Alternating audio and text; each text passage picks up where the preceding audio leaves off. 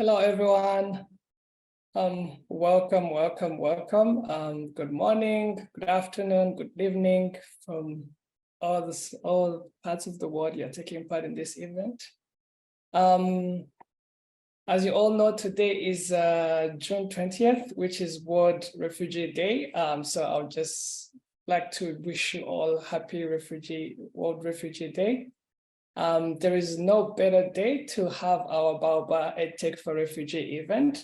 And of course, launch our refugee community. So my name is Joss. I'll be your host. I'm a Baobab scholar, doing a master's in learning sciences, and also I'm also a refugee, and I consider myself as an education technology enthusiast. So I'll have with me Caleb and Sadiq, who are going to also be our panelists. You get to know more about them later. So just to break the ice, I just would like to kick off us with a small story, and this story about me. So in 2015, I had to leave my beloved country, Burundi, and I fled to Rwanda for my safety. Hence, like many refugees, accessing to trainings, opportunities that will allow you to really integrate a new country was a little bit of a challenge.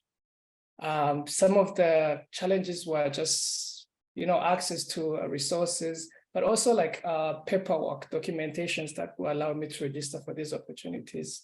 Yeah, but thanks to EdTech, meanwhile, while waiting for all of these paperwork to be able to register for any training opportunity, I was with EdTech, of course, I was able to just an email and internet. I was able to just access some of the world-class training.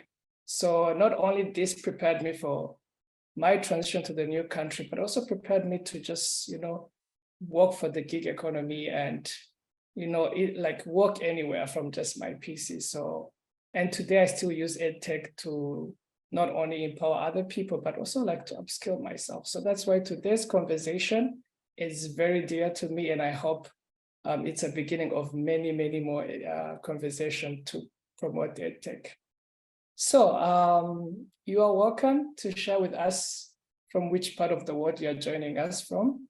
Just drop it in the chat box, tell us your name, what you do, and where you're joining us from. I'll go on and introduce our panelists. So I'll start with Sadiq, who is the co-chair at Fly Bring Smile, a refugee-led organization in Kakuma camp in Kenya, dedicated to bring education to displaced individuals. His work heavily involves harnessing education to deliver personalized learning experiences and cooperating with local NGOs to further expand education opportunities for refugees. Fun fact, his favorite tabs on the browser are filled with marketplace websites and education resources. Welcome, Sadiq.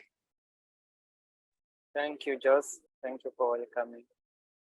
Yeah, and then we have Caleb Abebe, who is a senior education technologist at Massachusetts Institute of Technology in the United States, that many of you know as MIT, playing an important role in driving innovation, teaching and learning through a residential open edX learning management system platform. In addition to his work in education technology, Caleb actively supports refugees outside of EdTech space, and he's deeply committed to making a positive impact on the lives of refugees and contributes his time and efforts to various initiatives dedicated to their well-being. Alongside his profession and community engagement, Caleb is also currently pursuing a Harvard Extension School degree at Harvard Extension School. And also in his leisure time, he enjoys playing trumpet and pursuing his passion for photography. Welcome, Caleb. Thanks, Joss, and yeah, thanks, Baobab, for hosting this. Should be great. Yeah, we are very excited to have you all join us from different parts of the world. Keep in mind, we also have Gracia Biduya, who is our bilingual coordinator at Baobab. who also be joining us to just share the different opportunities, courses, and mentorship program that refugees can benefit from. So Gracia is a MasterCard Foundation scholar, alumni from Arizona and Ashesi, and she's also involved in EdTech for refugees through her work. She also has a personal project that aims at raising awareness about scholarship and opportunity in DRC and training students to secure those scholarships. Yeah. So hello, Gracia. Welcome. Hi, Joss. Thank you for having me. Yeah. So we are very excited to have you all. I'd like to open the conversation by having our panelists, Caleb and Sadiq, to just kick us off by sharing us like their journey to EdTech. How did they find themselves in EdTech? So yeah, whoever wants can start first. Sadiq or Caleb? Who wants to go first? I can go. Yeah, so that's quite a long journey. So I'll try to shorten it. I think early on, sort of in my life, I think I knew I wanted to be a teacher and I wanted to be in education. My mother was a teacher. I've gravitated. I'm a lifelong learner, but sort of life kind of got in the way. I became a parent at 19, so I couldn't pursue my degree at that time. So I kind of pivoted and went into technology because I was good at tinkering. I was very curious with technology, and the connection happened where I could both combine my sort of want to get into education and sort of my skill set in technology. And I started working in schools, primarily in the K-12 in the United States. That's what it's called, K-12, but some folks call it primary and secondary schools. So I worked in that space, and now I'm currently in higher education. So I found sort of this. I found myself here just through sheer luck and maybe a bit of curiosity and a bit of my tinkering nature, I guess. Yeah. Alep, how about you? Sadiq. Sadiq, you are muted.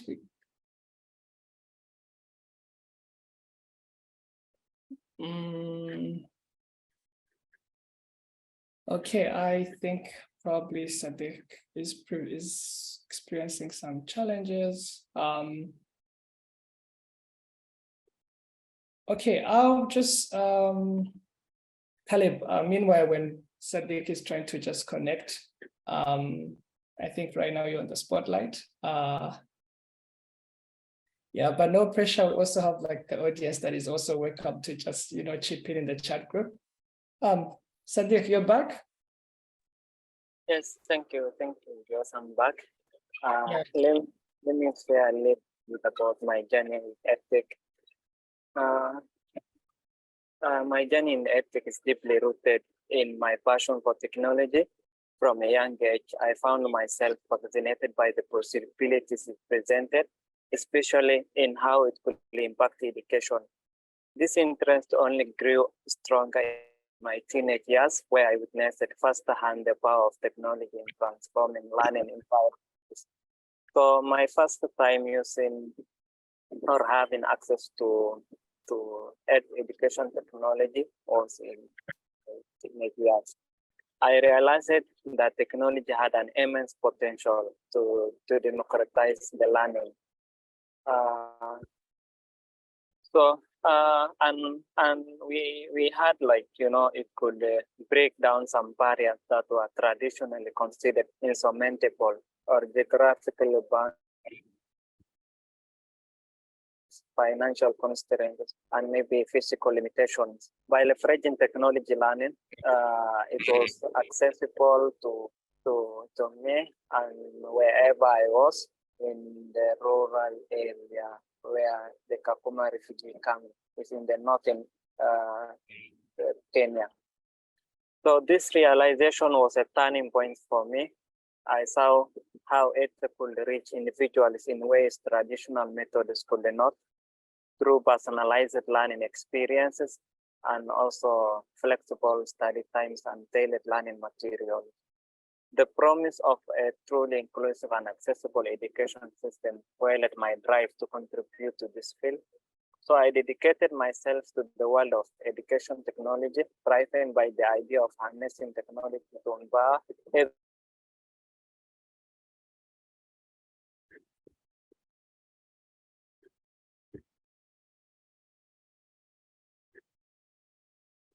everywhere. It's been a fulfilling journey in education. Thank you, Josh. Okay, thank you so much. For sharing, for just allowing us, the audience, to just, get to know more and being personal about that. So I would now just want to just take it to now to just go and look at EdTech as itself. So I'll start with you, Caleb. What are your thoughts in regards to EdTech? Looking at it in the context of for Africa as a continent, but also for refugees specifically. So yeah, I would. Yeah, it's a very sort of heavy and broad question. So I'll try to kind of narrow it to my personal story in that, I was a refugee. I moved to the US when I was very young. And so I was lucky enough that I didn't have to, I was lucky enough that I had access to sort of in-person traditional schooling in a sense. And a lot of folks don't have that access. So I think EdTech has that capability to bridge the gap where traditional schooling isn't as available. It's able to democratize, it's able to empower learners, and in certain cases, also able to drive economic growth. I think, especially with sort of the proliferation of maybe not quickly enough, but easier access to internet, with satellite options, the proliferation of hardware, so cheaper and more accessible mobile devices. I think EdTech, as broadly as can be, and I think will be very life-changing. I think we need to possibly look at it in a sort of an addition to with traditional schooling, as opposed to replacing it completely. But again, for folks that don't have the ability to access, or it's impossible to access traditional schooling, it's a massive sort of leg up for that population. Yeah, thank you, Caleb. I love the fact that you did mention that as not a replacement, but as a like a support tool or support system to the existing traditional ways of education. So which is mostly to those in need. And personally, as a refugee, I've seen how the traditional ways couldn't work at some point with, somehow, for example, to attend a school, you need to register, and they ask you for documentation. And that time as a refugee, you don't have the right documentation that enables you to register. Yeah, so I feel like that EdTech really just breaks those roadblocks, and which I think this is a good time to just bring in Sadiq to just ask you as someone who lives the day-to-day experience within the Kakuma refugee camp in Kenya, and as someone who also passionate about education and tried to bring on board different young refugees in the refugee camp, how is access to education for refugees? Yeah,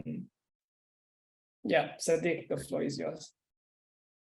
Okay, I think Sadiq is experiencing some tech challenges, which brings in some of the conversation about EdTech for refugees. I personally know how the one way I was able to really access internet even when I was a refugee is thanks to an internship that I took part of. And I was an intern just doing administrative stuff, and I was just reached out to my boss and I asked if I could be able to use the office after working hours.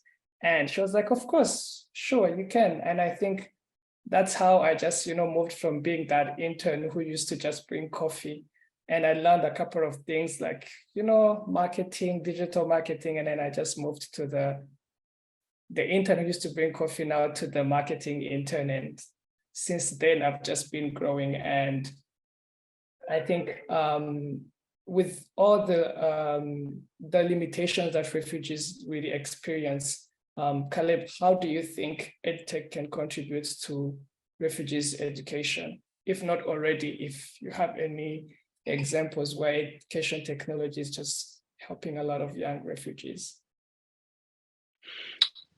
Yeah, I mean, so I primarily work with the Ethiopian diaspora who have come from from Ethiopia, some very similar circumstances to me, due to war, what have you. And one, clear example of EdTech working for that population is learning English, both as a as a supplement to in-person studies.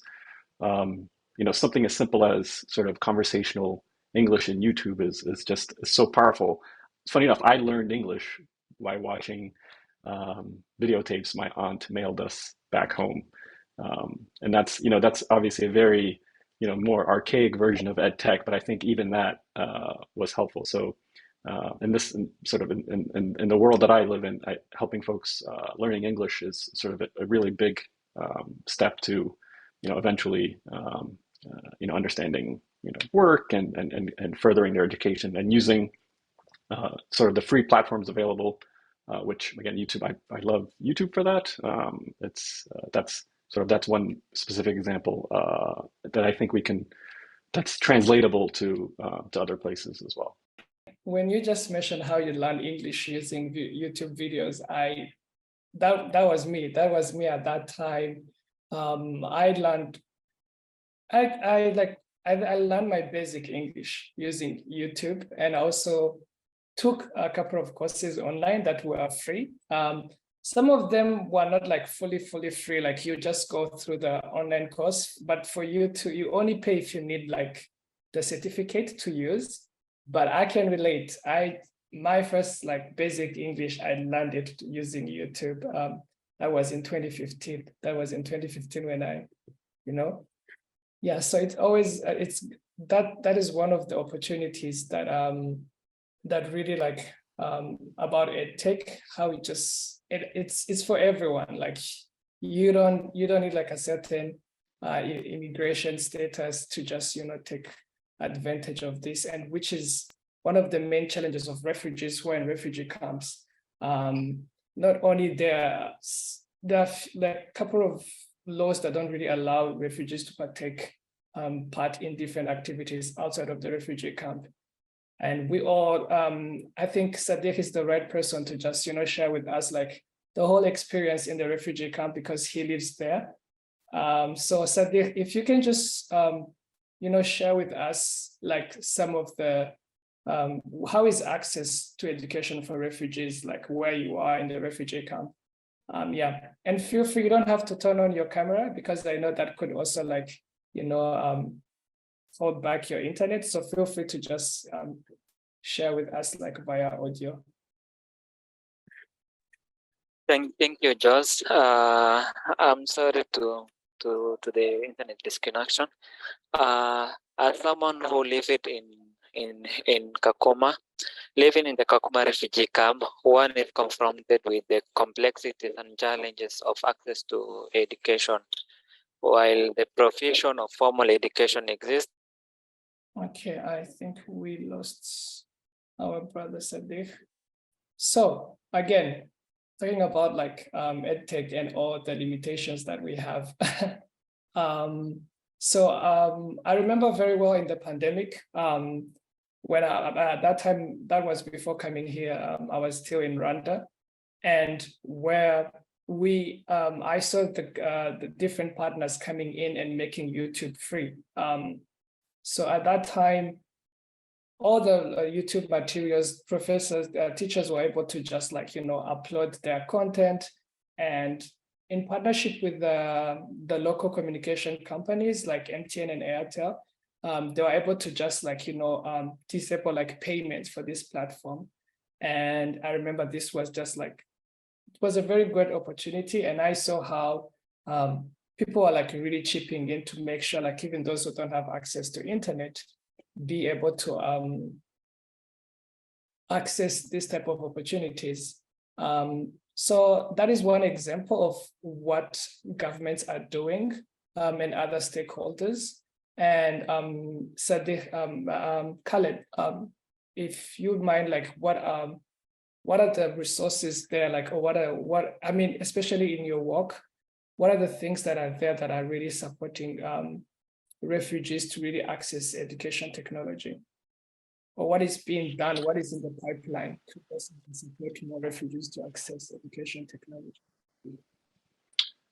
Yeah, so in one of the most sort of well-known open educational resources is something called Open Courseware, created by MIT, and I'll put a link to that in the chat. But it is so it's the short version is it's static content of almost all MIT courses. So it's a great resource for folks to sort of self-learn specific topics. But what I specifically with the context of folks that have issues potentially accessing courses, if they have internet problems or what have you, OCW really does a great job of actually mailing static versions of their site in its entirety to different groups. So it could be NGOs, it could be governments. They'll physically mail you hard drives containing their courseware, and they've partnered with again different groups to allow much more seamless and easier access rather than having to have always stable internet connection, which is not a given, unfortunately, in parts of the world. So yeah, so that's one of the the groups that I don't actively work with them, but I definitely sort of shout their praises because it's a great thing to have folks have access to. Yeah, so mainly like if we stay in those opportunities, like what are the challenges that do you have, like have you seen like refugees account, especially when trying to really like access these EdTech opportunities? Yeah, I mean, so the most basic obviously is just you don't have access to the technology you need to access the technology, right? So there's those are immediate sort of limitations. But from that, there's certain levels, there's certain skill sets that that's not natural. I didn't know how to be a student to be able to utilize learning online. That's a really difficult step to being sort of a student and a learner, is you need to know how to be a learner, which some traditional schoolings help with. But again, that's another sort of limitation, that traditional schooling isn't available to everyone. And then there's just, you brought up documentation, like sort of the practical, sort of tangible things that, roadblocks, whether they're governmental or whatever, those are, can also be sort of considered, restrictive or limiting. As I can see that Sadiq is back. I really commend you for your courage to, keep coming back, Sadiq. Is Sadiq still around? Literally just left as soon as you finished that sentence. But I really commend his courage, and I've had conversation with him. I know the work that he's doing for refugees out there, and that is one thing. That's one thing I've really realized, that once you have seen the opportunities that EdTech can offer as a refugee, you're always looking forward to just share it with other people, because for refugees, there is the sort of resilience, and that is always there. Once you get a second chance to live, every opportunity that comes in, you just take it. I see Sadiq back again. I'm gonna try to just make sure I keep bringing him into the conversation. Sadiq,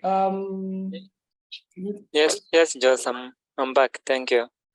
Yes, I'm really grateful for how for your resilience and keep coming back and pushing. So now that we have you, can you just share with us some of the opportunities that, like, some of the challenges and roadblocks that refugees do face to be able to, access both traditional education and also like EdTech?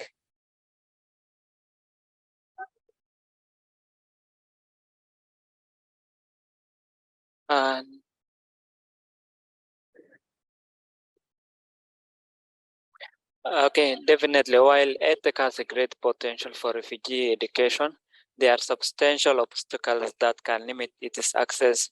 Not all refugees has consistently, even the camp has power shortage within the refugee settlements. So this due to refugee economic condition and also the area which is a rural area. So I think this could hold back refugees from benefiting EdTech, and those are the main challenges. The audience is open to just take part in this conversation. You can ask questions to our audience. We also have the Baobab team who are here just also doing some amazing work to support refugees. So me, Caleb, and the Baobab team, even another audience member can really like feel free to ask questions and also like respond to them. Yeah, Uganda has the best. I'm reading a comment. Uganda has the best of refugee policies. There are currently no refugee camps in Uganda, but rather refugee settlements where refugees have the rights to move freely on business and access good opportunities outside the settlement. Yeah, I can really like, I acknowledge that Uganda and Rwanda, these are two countries that I've, lived in, and I know they really like, make it easy for refugees to just, move around and access opportunities. And I just hope like many countries just, join them. If you have any question from the audience or you have like a comment, please feel free to raise your hand and unmute your mic or even just put it in the chat box.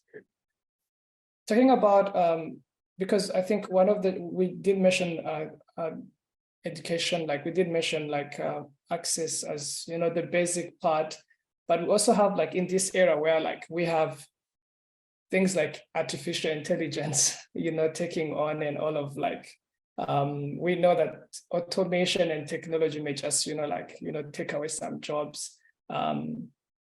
We have the refugee community who are already like, limited to resources, and how, this is a very difficult question, but how do you think refugees, we can catch up with the rest of the world? Like, how do we make sure like we're not left behind?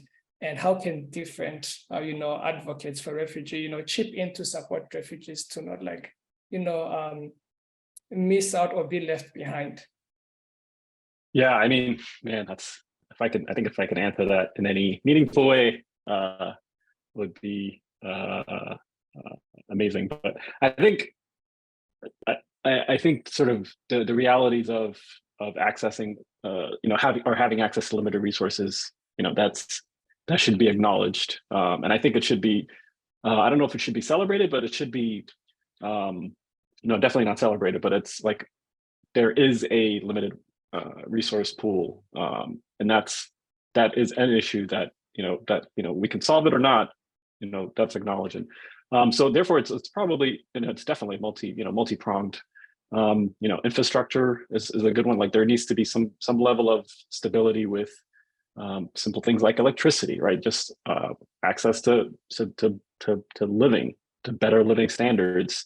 I don't think throwing technology at when you're worrying about where you're getting, how you're going to feed your family is going to solve it. So like those sort of basic necessities, should be met. Then there's partnerships with different groups. Baobab is, I think, a great platform that has different resources for this group. But that is something that could be scaled, a bit probably a bit easier, than the infrastructure piece, anyways. And then, I mentioned earlier, like just having sort of some basic skills on being someone to being a person, using technology. So that's and that's something that we work with here in the US. Folks that come here, they're comfortable using their phones by and large, but using sort of a bit more complex technology like a laptop or things of that nature. It's sort of some digital skills training, which both can be online, but also I think that's primarily something that you probably want some level of in person, if at all possible. And then, like, I think we should also acknowledge that one size can't fit all. There are some things that we can teach to a broader community, but there's very localized. Some things in Rwanda might not work in Uganda, might not work in Kenya. So having sort of some tailored and some level of localization, as you get to a bit more micro, that I can probably keep going, but there's levels of you can think about mentorship and having and I think the MasterCard Foundation does a really good job, I think, of having some level of mentorship with folks that have gone through this, mentoring one or two or however many. Yeah, it's multi-pronged, and it's not obviously it's not a quick fix, or else it would have been fixed by now. But yeah, those are some thoughts. Oh yeah, I mean, thank you so much. Yes, thank you, Caleb, for holding the house. I know all the questions now are going to you. I would just like to take just this opportunity to really acknowledge people who are really investing in really supporting refugees. I mean, talking about connectivity, it has always been a big challenge, but I've seen people like Word Possible who are just using cloud computing, being able to connect people who are offline by just they have this tool that has a database of information and courses that one can interact with. It just always once in a while that person who is managing it just needs to connect to internet for to update, and these are one of the different initiatives I've seen people providing, organization. When I worked in a couple of refugee camps in Rwanda, people providing solar lights to refugees so that they can be able to access electricity. And I've seen a lot of young people just being able to just have a light to partake, revise their courses, and this has really contributed a lot. So I really commend people who are doing their part, and you cannot imagine the resilience. Refugees always just need a little bit of push, and trust me, they'll take in from there. So I feel like this is a very good opportunity to just get to also and have Gracia. But before I have Gracia come in, if at an individual level, Caleb, what do you think we can do? Because limited resources is always a conversation that we always have, but I always believe in the power of when the community gets together. Mostly the hosts, we have people here on this event who are not refugees, but I bet who are in countries and who are hosting refugees. How do you think at a very individual level with the limited resources, how can we support refugees access education? I mean, there's a lot of things they need to access, but I feel like the conversation is about education, technology, education. So how do we best support refugees to just access these EdTech opportunities that are out there? Yeah, I think awareness and outreach might be sort of the most simplest. And I think we're launching I think a vision for a community that Baobab is hosting, and I think that's one step. It doesn't. Well, I mean, I'm sure it takes a lot of effort to build that up, but for someone to join and then share that with a neighbor or a friend, share that in their own networks, I think that's something immediate and very tangible. I did not know about Baobab until fairly recently, right? So I'm going to share that with folks that I work with, and I've already spread the message, quite large, and then they might do that to their group as well. So I think that sort of your own personal sharing and sort of making folks aware of both your personal journey and also just what opportunities are, I think is something that each of us can do, and it doesn't take much. Yeah. Oh, thank you so much, Khaled. Sadiq, are you able to connect with us? Yes, please. It has rained heavily here. I'm still in Kakuma. Do not worry about that. So, Yeah. so I just get connected to different internet. Yeah, thank you so much for your resilience. Yeah, I think I'm just going to try to ask you a question right now and to just hear your thoughts. And mainly the question I keep just, bringing up, it's like, as someone who lives the day-to-day life in a refugee camp, what are the limited resources? Like, how is access to education looks like for refugees in the refugee camp? And how do you think we can best support refugees to really access education and education in general and EdTech opportunities as well? Yeah, thank you, Josh. When I speak about the access to education in the refugee camp, mostly it's kind of like overcrowded classrooms and low access to resources in the schools and also in the technology. Like when talking of in the context of the Kakuma camp, you will find many organizations working on different education departments, and the access to education quite is like low quality in terms, because of you will find many refugees are in need of education, and the schools are very few in the area. I hope you can understand, in the context of 200,000 refugees residing in Kakuma, and maybe around 10 to 20 schools out of for all those 200,000. So when you look into the population, mostly are the young population are having more percentage in the Kakuma camp. So many organizations have been trying to connect into the education technology and access to higher education, but those are quite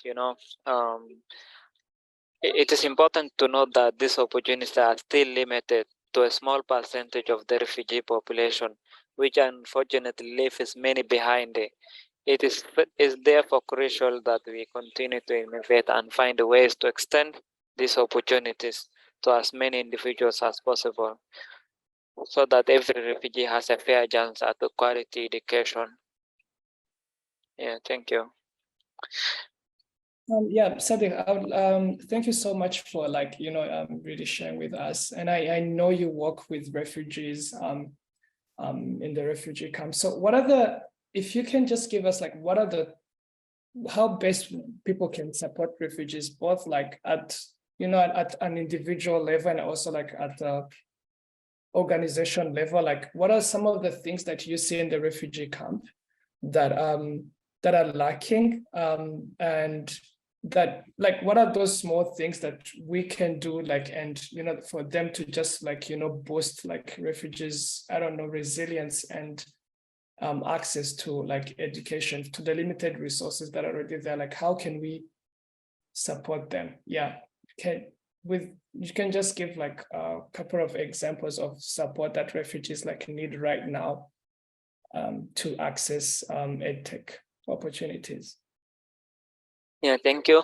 To just support refugees in accessing education technology opportunities, while also considering limited resources, the best solution, I think, is to establish collaborations with refugee organizations and local educational institutions This collaboration will approach and allow refugees to tap into online platforms offering a variety of courses and opportunities. By working together, I believe it will work. This can also provide refugees with access to EdTech. This collaboration will also provide access to necessary support for refugees.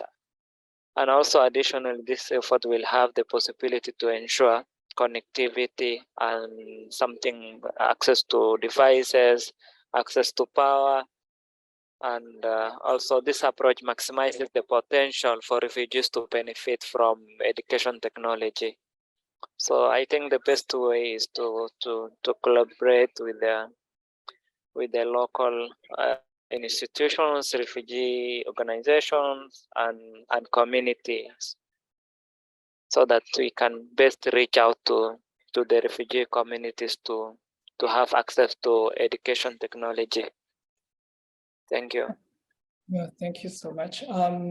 Yeah, I'm really taking advantage that you have access to like that now your connection is good. Now I'm gonna give you the opportunity to just really share with us what you do, like the work that you're doing with refugees in terms of like EdTech, and them accessing digital opportunities. So like there are different people in this room, so they can know like how different ways they could collaborate or just collaborate with you in supporting more refugees. So I'm just gonna give you like this opportunity to just share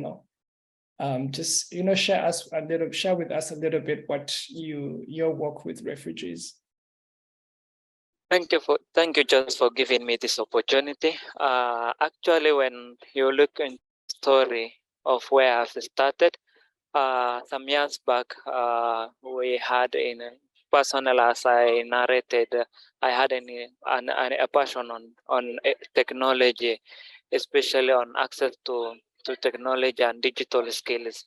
So in a conversation with some like-minded youths, we had a discussion how we can best, transform the skills that we have engaged from that we have gained from different online platforms and organizations capacity buildings, so that we get back to the community.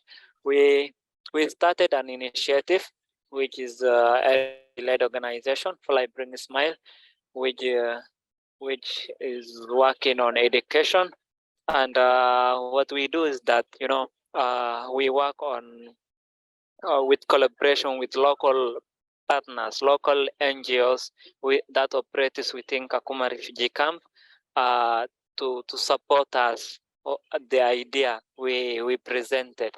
So in the case, we recently had the opportunity to collaborate with Global Refugee Youth Network, which had supported digital inclusion project, which is named Digitalify.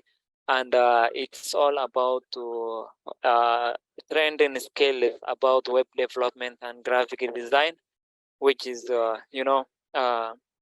empowering on digital skills on web development, how to design a website, how to host it online, how someone can future themselves in the internet, how someone can showcase their skills, their expertise, and their background. So we take them through a short training that covers on web development and graphic design. And then when the graduate completes the necessary requirements for the training, then we take them through on plus platforms where taking the skills to the market now, so that as the refugee youth is able to innovate or develop a website by himself, then someone can showcase their skills on the website by themselves, and then also sell the same skill on the internet with the worldwide clients. So we connected them, we showed them how this can be possible, because it had some some challenges regarding the Kakuma camp, which has a limitation to employment, and our idea in action is decent work and economic growth. So we did this initiative to champion on to improving the lives of our colleagues like myself and others who stay in the Kakuma refugee camp. So these initiatives we start few number of refugees who have gained or have access to that opportunity to learn or benefit from EdTech platforms on the platforms offers online courses, and we also have the opportunity to participate on a project by International Trade Center and the Norwegian Refugee Council, which was about digital skills, which was named Refugee Employment and Skills Initiative. So some of our beneficiaries are currently having access to some online work, and they are being able to transform themselves, whatever they have gained from the skills that we have been taking through them. So that's the journey and how we have been doing this thing. Thank you. Yeah, thank you so much. And I really commend the work you're doing. Thank you. Thank you for the insightful conversation. Thank you, Caleb. Thank you, Sadiq, for the work that you're doing to really support our refugees. And yeah, so I would like to just dive us into the second part of this event, where we'll have Gracia, who is our bilingual coordinator at Baobab, to just come and share the different opportunities and that refugees can benefit from the Baobab platform. And yeah, so Gracia, you're welcome to share with us. Thank you so much, Joss. This was very insightful, and I don't even know why you brought me in, because it seems like all the answers were actually given from all that the panelists said. So I'm just going to reiterate a little bit. Maybe you wanted a feminine voice to the conversation, maybe. So for the opportunities, honestly, Baobab is really that's part of the solution we are talking about in terms of bridging that gap and then providing that EdTech solution. That's what I even do for my own project that I that just mentioned in my bio, in terms of having that space where you can have access to resources, to courses, to mentorship, to networking events that can actually bring you to the next level. I like what Joss mentioned about him interning and asking, I think, his supervisor to kind of give him access to internet. And Baobab is actually the place where you can meet every single type of person who can actually help you to move from one level to another. So just to go in order, on the Baobab platform, we do have courses, and so many courses that can actually help the refugee community to kind of learn so many things that you don't need necessarily to go to school or to have a formal education to kind of learn from them. So the links are going to be dropped in the chat. You can take part of them. We have a course like freelancing in the digital economy. You can learn how to actually brace yourself or be ready to work from wherever you are in the world. Sometimes people feel like there are some specific places where you can actually strive, but I feel like from wherever you are, you can actually do great things. We have a course like learning how to learn, where you can also actually learn how to be able to grasp knowledge, to learn things on your own and be able to apply it.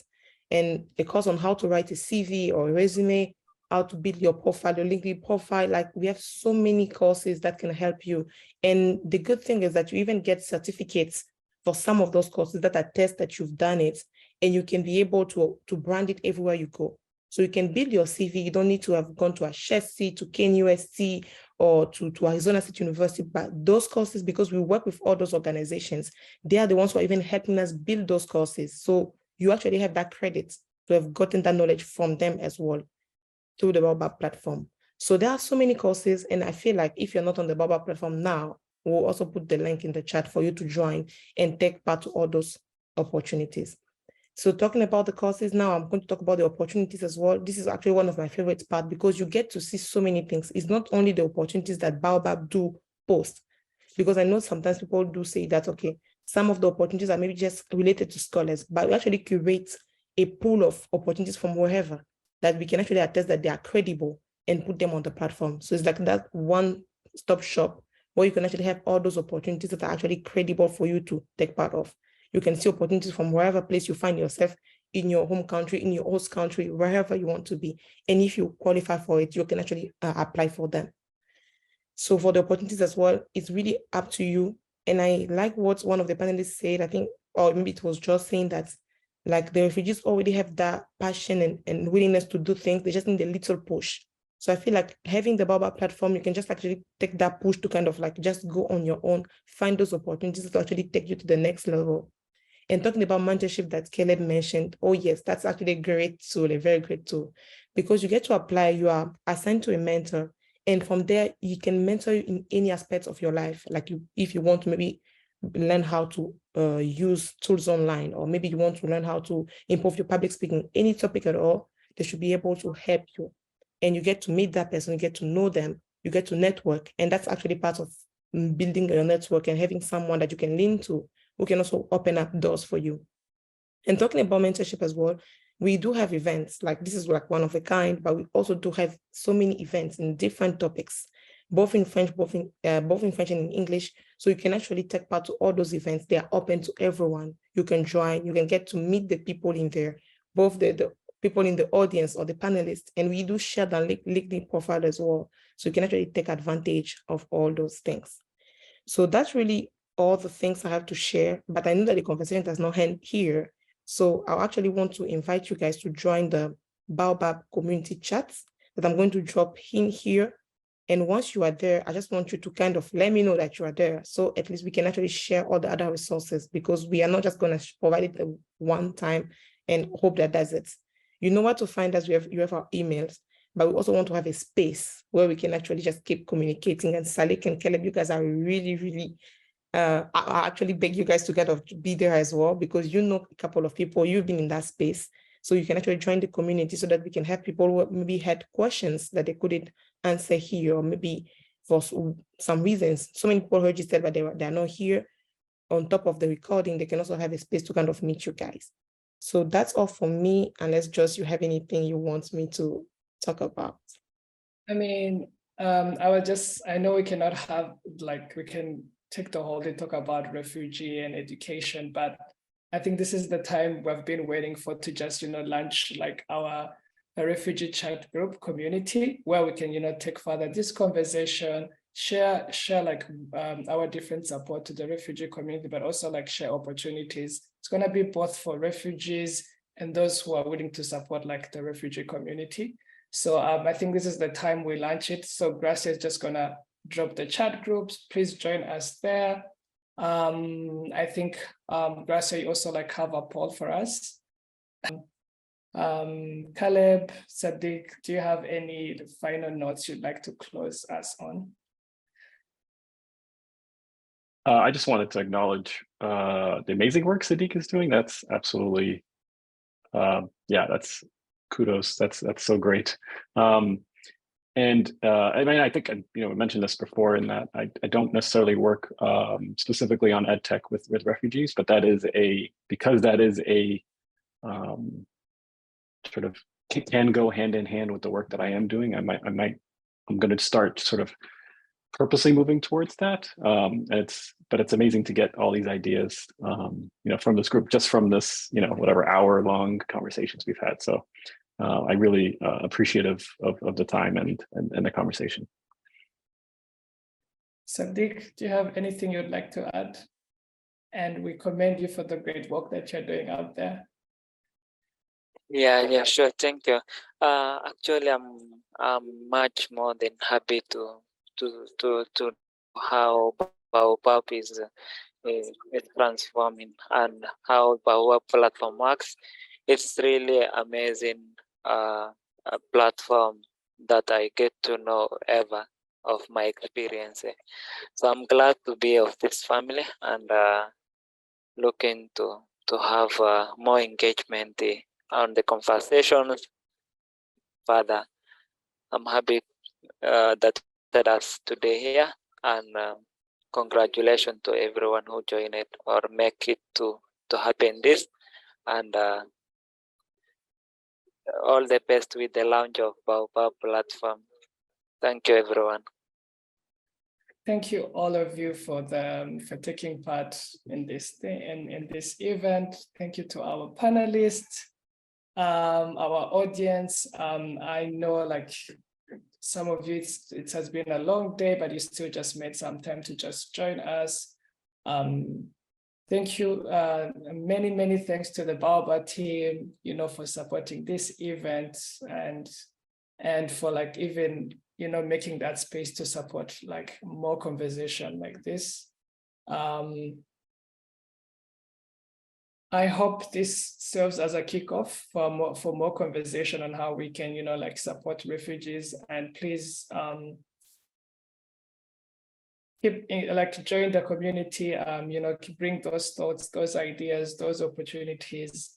And yeah, also get to connect with our panelists who are already doing amazing work with refugees. And if you enjoy this event and want to become a Baobab platform member, you can, enjoy and be able to enjoy all our exciting courses and opportunities. Yeah, please also take a couple of minutes to just complete a post survey that's just gonna come for feedback after, like, this event. Otherwise, I'm so happy that for what just happened, and I hope, like, we keep having more of these things. And yeah, I think we can call it a day. Beyond the